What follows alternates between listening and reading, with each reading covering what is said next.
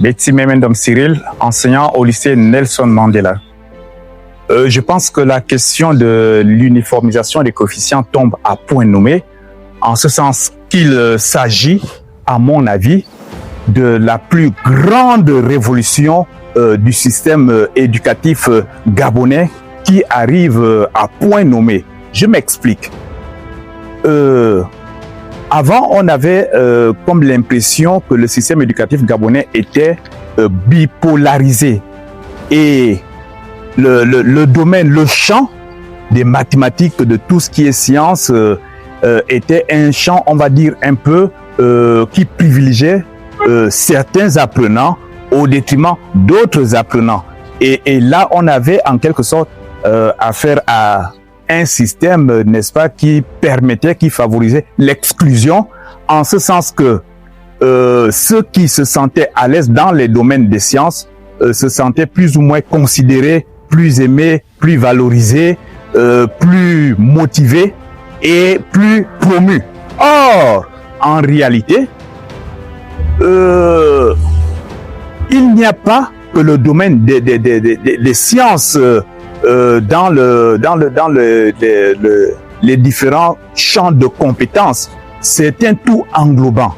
En réalité, chaque élève a la possibilité de se sentir à l'aise dans ce qu'il sait faire, dans ce qu'il est capable d'accomplir.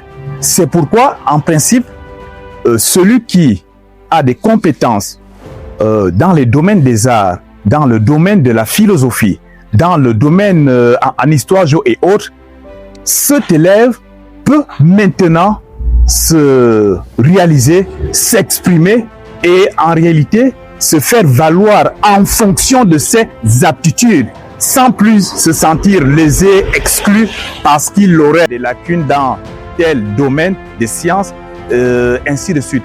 Donc, c'est une révolution positive qui vient niveler tous les niveaux et en réalité qui vient promouvoir toutes les vocations, toutes les compétences et désormais chaque élève peut se faire valoir en fonction de ce qu'il peut faire, en fonction de ce qu'il est naturellement.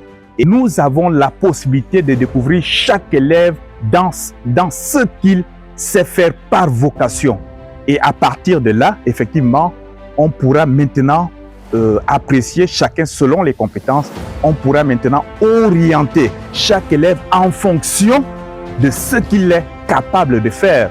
Or, avant, n'ayant pas de compétences, par exemple, en mathématiques, tout de suite, dans l'ancien schéma, cet élève se trouve comme exclu, marginalisé ou comme quelqu'un qui n'a pas de place dans le domaine même de la connaissance. Les domaines de la vie sont utiles et très utiles et tous ces domaines participent non seulement au développement, au progrès scientifique et technologique, mais aussi au développement humain intégral. Je vous prends un exemple simple. Un élève qui a 20 sur 20 en mathématiques et qui a la capacité de poignarder un autre élève. Vous voyez un peu, les mathématiques ne peuvent pas régler le problème de mœurs ou de moralité.